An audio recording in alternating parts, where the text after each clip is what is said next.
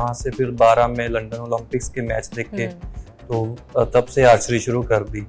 और मैं अपना शुरू से ही करियर सोच रहा था टीचिंग में। अच्छा। मैंने जब आर्चरी करते करते पीएचडी शुरू की, फिर मैंने यूजीसी नेट पे क्वालिफाई किया 2 बार। कुछ दिन वेट की, लेकिन जैसे ही खबर मिली टोक्यो से कि ये ओलंपिक्स और पैरालंपिक्स पोस्टपोन किए जाते हैं, तो बहुत मन उदास हुआ, क्योंकि हम कोटा जीत चुके थे।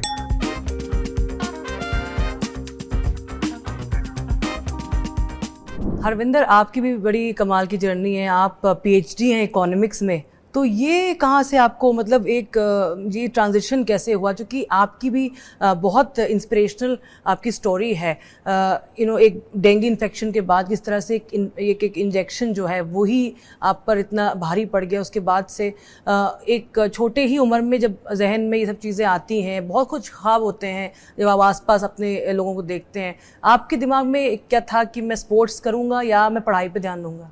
जी, शुरू से ही जब मैं 12th के बाद पटियाला पढ़ने के लिए ही गया था 2010 में, तो वहाँ से फिर 12 में लंदन ओलंपिक्स के मैच देखे, तो तब से आर्चरी शुरू कर दी। लेकिन साथ ही मैंने पढ़ाई को नहीं छोड़ा, क्योंकि जब मैंने घर से परमिशन मांगी थी स्पोर्ट्स की, तो मेरे पेरेंट्स ने मुझे यही कहा था कि बेटा, हमने पहली बात तो पढ़ाई के लिए आपको भेजा है, लेकिन अगर आप स्पोर्ट्स भी करना चाहते हो तो ये अच्छी बात है कि हमें इस बात की श्योरिटी रहेगी कि हमारा बच्चा वहाँ पे गलत संगत में नहीं पड़ेगा, क्योंकि बिजी रहेगा शाम को जो प्री सेशन होता था। तो पेरेंट्स ने पूरा साथ दिया। तब से मुझे ये था कि आर्चरी भी चलती रहे, और मैं अपना शुरू से ही करियर सोच रहा था टीचिंग में। अच्छा। मैंने जब आर्चरी करते करते पीएचडी शुरू की, फिर मैंने यूजीसी नेट पे क्वालिफाई किया 2 बार। तो लेकिन बीच में फिर जैसे जैसे मुझे मेरे कोचेस की सपोर्ट मिलती गई, परफॉर्मेंस बढ़ती गई, तो पीएचडी कंटिन्यू थी, तो मैंने और ज़्यादा टाइम देना शुरू किया आर्चरी को, जिसकी बदौलत कुछ सालों में मैंने देश के लिए 2018 में पहला गोल्ड मेडल जीता था पैरा एशियन गेम्स में। तो तब से फिर मेरा जो टाइम था वो ज़्यादा आर्चरी की तरफ हो गया। बीच में कोविड में या फ्री टाइम में फिर मैं स्टडी भी अपनी कंटिन्यू कर रहा हूँ, और मुझे उम्मीद है कि इस साल के अंत तक मैं जल्दी ही अपनी जो डॉक्टरेट है, पीएचडी है, उसे भी सबमिट कर लूँगा। आपने 2020 जिसको जो 2021 में हुए टोक्यो पैरालंपिक्स, उससे पहले कोरोना आया था और उस टाइम पर सबकी ट्रेनिंग बंद हो गई थी।